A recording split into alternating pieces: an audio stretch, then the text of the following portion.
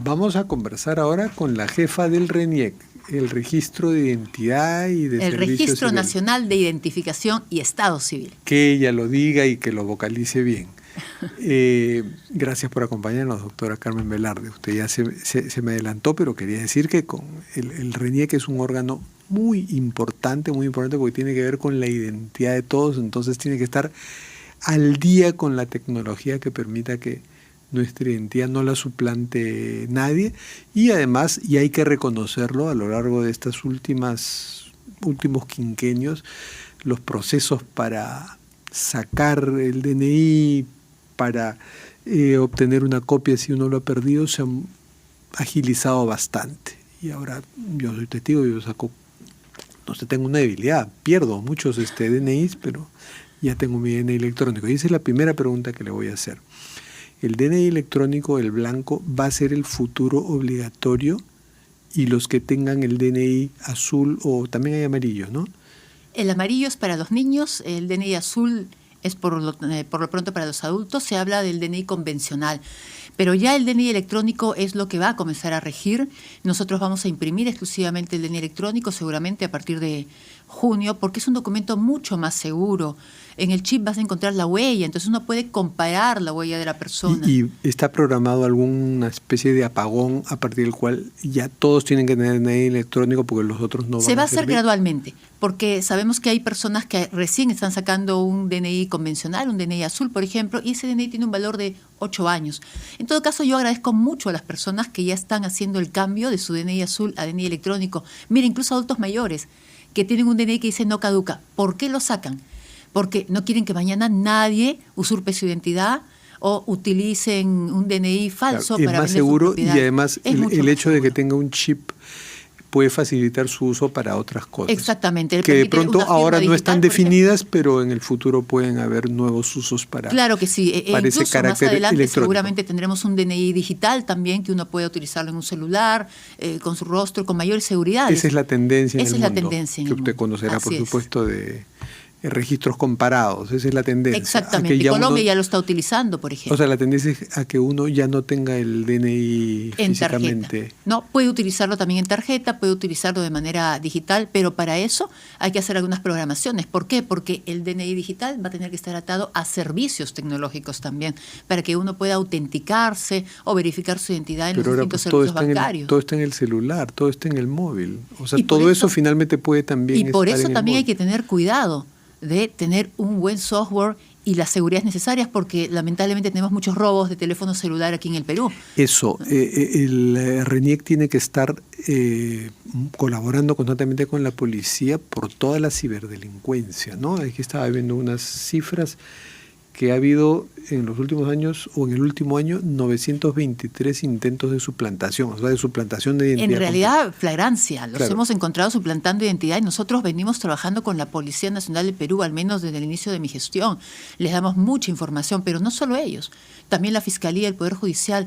Hemos atendido más de 235.000 documentos entre el 2020 y este año 2024 con vínculos de parentesco, para que puedan saber si hay testaferros, si le transfirieron algo a sus hijos. Ahora, 923 se queda corta con estas cifras, 333.000 trámites irregulares. Sí, que fueron bloqueados. Muchas personas que acuden al RENIEC, y algunos tratan de pasar por otra identidad porque son personas que han delinquido, que quieren quedar impunes, extranjeros que tratan de sacar otra identidad también, y han sido bloqueados esos intentos. ¿Por qué? Algunos incluso, mira, Fernando, se queman hasta las huellas digitales. Se las maltratan o se las liman. ¿Para qué? Para que nuestro sistema biométrico no pueda identificarlos. O nos juran que no se parece el rostro porque han tenido una operación debido a algún golpe, pero nuestro sistema los detecta, y nuestros peritos, el personal de RENIEC, que está muy bien capacitado, los detecta. Estos 333.000 casos bloqueados de identidades irregulares, ¿qué suman? Estamos hablando de 7.000 casos mensuales, desde que ingresé el 2020 hasta ahora el 2024. Usted por eso es la primera mujer directora del RENIEC, ¿no? Sí, he tenido esa oportunidad que me ha brindado el destino, y he querido hacerlo bien, precisamente. ¿Y quiere ser ratificada? Es mi esperanza. Porque cuéntenos cómo es este proceso. Tanto la OMPE como RENIEC son ratificados por la Junta Nacional de Justicia. Lo dice la Constitución. La Constitución permite que tanto el jefe de OMPE como jefe de RENIEC puedan participar en una ratificación por un periodo similar de 4 años.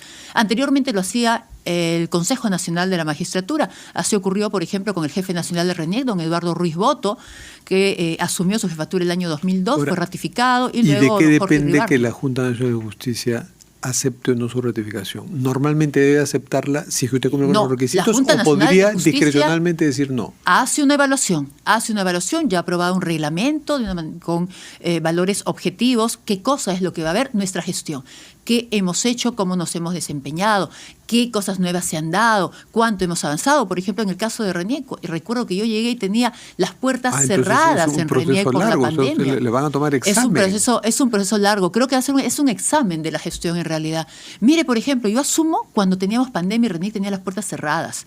No tenía ni un centavo, RENIEC vivía con sus recursos directamente recaudados. O sea, no tenía ni plata, ni teníamos puertas abiertas, y la mayor cantidad del personal del RENIEC, muchos de ellos mayores, se encontraban en sus casas, no podían venir a laborar porque eran vulnerables. Me tocó reactivar RENIEC junto con el apoyo de mis directivos. Incluso nos sacaron todo eso de los hospitales. Para que le evalúen bien. Cómo tuvimos que abrir nuevamente las 465 agencias, 170 agencias. ¿Y su proceso de ratificación está de alguna forma ligado al de Piero Corvetto de la OMPE o son absolutamente independientes? Son procesos totalmente diferentes porque son entidades distintas con misiones. Tal vez en parte del sistema electoral nosotros trabajamos el padrón, pero OMPE es quien organiza las elecciones. Y en nuestro caso nosotros somos quienes vemos los registros civiles, emitimos el DNI también, ayudamos en los cotejos masivos que nos piden la información para políticas públicas. Hemos ayudado, por ejemplo, en el padrón de vacunación. Hay un proyecto de la congresista Patricia Chirinos para que no haya posibilidad de reelección ni en OMPE ni en RENIEC. Bien, entiendo que la congresista Chirinos lo presenta dentro de sus facultades como congresista y eso está muy bien. En todo caso, yo me estoy sometiendo a las reglas de juego que están aprobados ahora. Que están vigentes, ¿no? Ese proyecto tendría que ser aprobado y vamos a ver si lo aprueban. Ahí se dirá si es retroactivo o no es retroactivo. Yo finalmente, como una peruana, me someto a las reglas del Estado y a las leyes. Pero me estaba hablando donde sí tiene relación con la OMPE y con el Jurado de las Elecciones, que para las elecciones ustedes tienen que verificar las firmas de los partidos que se inscriban. Inicialmente no era un trabajo que realizaba RENIEC, sino que se había firmado ya desde hacía algunos años, incluso antes que yo llegue al RENIEC, un convenio con el Jurado Nacional de Elecciones para que nosotros podamos verificarle las firmas de aquellos afiliados de los partidos políticos. Una tarea bastante grande porque en las últimas elecciones regionales y municipales tuvimos que verificar más de 1.700.000 firmas. Y obviamente hacíamos un cotejo y encontrábamos que algunas no tenían un parecido. Todas las firmas se cotejan, todas. ¿Y cuál era el problema? Que al no ser una función del RENIEC en ese momento, pues teníamos que poner nuestro propio dinero, no nos apoyaban, no teníamos un apoyo del Ministerio de Economía y Finanzas. ¿Y tienen una tecnología que permita hacer eso? Sí, inicialmente hay un software que nos permite cotejar. Sus recursos humanos viendo las firmas, sí. No. Primero empieza todo con un software y luego ya comienzan nuestros recursos humanos y los peritos en aquellos casos donde encontramos firmas que al parecer no serían similares. ¿Y según el RENIEC hubo o no hubo fraude el 2021? Yo no podría decir eso. Mire, durante mi gestión no se elaboró el padrón electoral que se utilizó para las elecciones generales 2021. Recordemos que el padrón electoral se cierra el 10 de abril del 2020 de eso, y yo aún no había ingresado a RENIEC. Es como no sé, qué tan cierto y qué tan mito urbano surge en todas las elecciones, que los muertos votan, que hay muchos muertos que votan. Los muertos no votan. Lo que ocurre, y creo que eso se ha subsanado con una ley, es que al cerrarse el padrón un año antes y llegar las elecciones un año después, evidentemente vamos a tener personas que han fallecido y que ese padrón, como es intocable, ya no pueden ser retiradas. Claro, pero es lógico, ya se ha probado que la gente muere y sigue pues estando inscrita en el padrón hasta que ya dentro de un tiempo deje de estarlo. Pero tenemos dos situaciones interesantes. Una, que ya por una ley también, nosotros le hacemos llegar mensualmente a OMPE toda la lista de personas que se encuentran fallecidas. Y entonces ellos decidirán si lo depuran, lo retiran, si colocan esa lista en la puerta, si se la entregan en la mano a los miembros de mesa para que lo tengan en consideración. Pero obviamente, una vez que los padrones ya están listos, todos los que mueran en adelante y estén en el padrón van a estar allí, pues. Exactamente, van ¿qué a vamos estar hacer? ahí. Tampoco es una desgracia. Van a estar ahí. Eso Pero no va a creo que hay que decirlo, hay que distorsionar. comentarlo, hay que sincerar cuántas personas son eso no y va buscar la mayor depuración. Eso no va a del padrón distorsionar electoral. los resultados electorales, pues estamos Exactamente. hablando de un número marginal, ¿no? Exactamente. Ahora, ¿qué hemos hecho? Mire, si usted ve el padrón electoral para las elecciones regionales y municipales 2022 no ha tenido ninguna queja y lo hemos hecho durante mi gestión. ¿Por qué? Porque coordinamos mejor con los consulados para que nos envíen las actas de las personas que habían fallecido. Se ha recogido también las actas de defunción de los registros civiles de las comunidades nativas, de los centros poblados. Hemos hecho un trabajo de depuración bastante interesante con nuestra campaña El Padrón lo hacemos todos, donde incluso invitamos a los jóvenes que ya tenían 18 años y seguían con su DNI amarillito de niños. No. Entonces, tuvimos más de 55,000 jóvenes que modificaron su estado, su DNI amarillo, por el DNI de mayor de edad. Hay otros temas que han puesto al RENIEC en titulares. Por ejemplo, el caso que llegó hasta el Tribunal Constitucional de Ricardo Morán, que no podía inscribir a sus hijos, fruto de una maternidad subrogada, y el TC dijo no, tienen que inscribirlos. ¿Eso a qué se ve? Que RENIEC, los funcionarios interpretan cuadriculadamente la normativa y le dicen no a gente. ¿No podían ustedes resolver eso y evitar que llegue hasta el TC? El RENIEC es un registro y los registradores tenemos que aplicar la ley tal cual está. No hacen control no es un difuso, tema de qué me gustaría, mi que es esta cariño, posibilidad de interpretar me la encantaría. norma, No otras podemos hacerlo. normas. Tanto así que la propia sentencia del Tribunal Constitucional en el caso de Ricardo Morán lo dijo. RENIEC no está facultado para interpretar la norma. Esa es tarea del Tribunal Constitucional. Y por eso ellos son quienes deciden. Tanto así que a RENIEC no se le cobró ni costos ni costas. Es cierto, y lo conversé aquí con la doctora Luz Pacheco, ¿no? Claro. Nos dijo, eso sí hay que reconocer que no estamos culpando a RENIEC. Le estamos ordenando. Es que somos los registradores. Mira, esto le estamos es como, ordenando, pero no le estamos culpando. Esto es como un historiador, ¿no? El historiador no es ¿cómo quiere usted que yo escriba la historia? No. Tiene que escribir la historia como la ve, con una manera objetiva. Igual, nosotros somos registradores y tenemos que aplicar la ley. Pero no podría como la ley haber otra manda. vía que ustedes mismos digan, no te puedo atender, comprendo que tu caso es complejo, lo hemos estudiado ya en otro nivel, digamos, de la directiva de RENIEC y vamos a hacer una consulta constitucional. ¿Podría haber esa otra vía? No existe una consulta constitucional. El Tribunal Constitucional no está facultado para eso, pero aquí creo que es el Congreso de la República el llamado a evaluar las leyes, a evaluar los distintos casos que ya se vienen dando para que podamos tener leyes un poquito más actuales. En este caso de Morán ganó, afortunadamente. Así es. Pero recuerdo el caso de Óscar Ugarteche, un intelectual, economista y activista LGTB, que quiso inscribir su matrimonio en el extranjero con un mexicano y RENIEC le dijo que no y que no.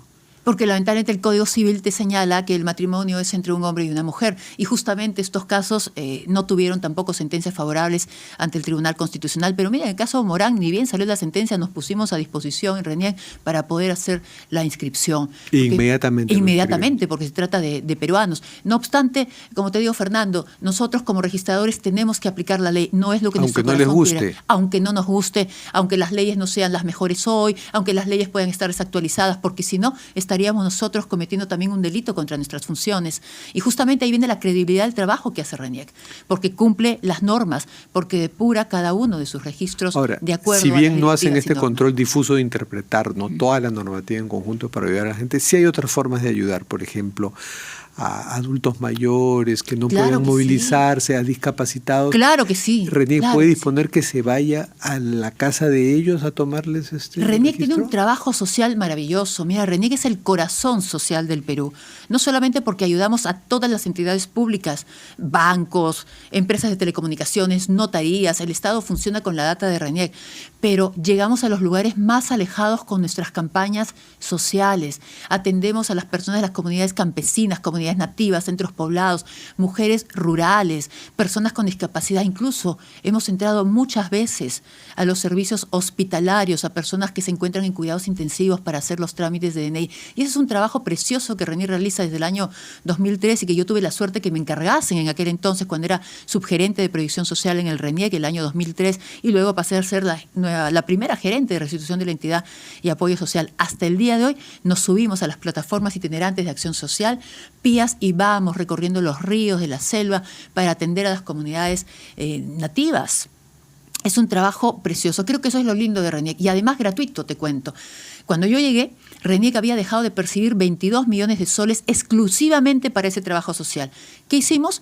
Modificamos el reglamento de organización y funciones, juntamos algunos trabajos, algunas unidades orgánicas y logramos obtener con eso el dinero necesario para que la Dirección de Restitución de la Identidad y Apoyo Social, que hace este trabajo social, continúe y podemos cubrir hasta el día de hoy, ya sin esos 22 millones, el 14% de los DNIs gratuitos. No deberían de tener demasiados problemas ustedes cuando les solicitan recursos al gobierno central porque la presidenta ha sido trabajadora de RENIEC, ¿no?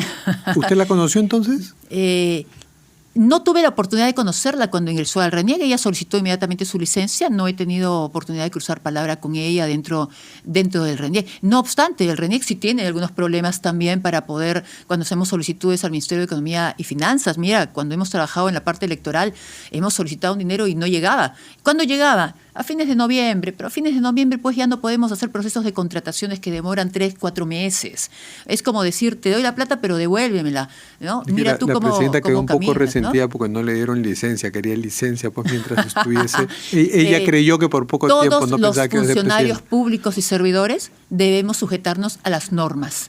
Y las normas tienen que aplicarse correctamente. En aquel momento había un reglamento interno que solo daba 90 días como licencia. Y yo creo que eso es lo primero que tiene que hacer todo funcionario público, y yo también lo hago, someternos a las reglas y mostrar la mayor transparencia. ¿Y ahora usted se va a someter a un proceso de evaluación?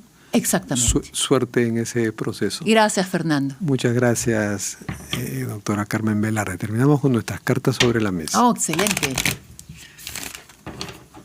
¿Puede, por favor, partir y escoger una carta? Perfecto. Nunca es tarde, veamos.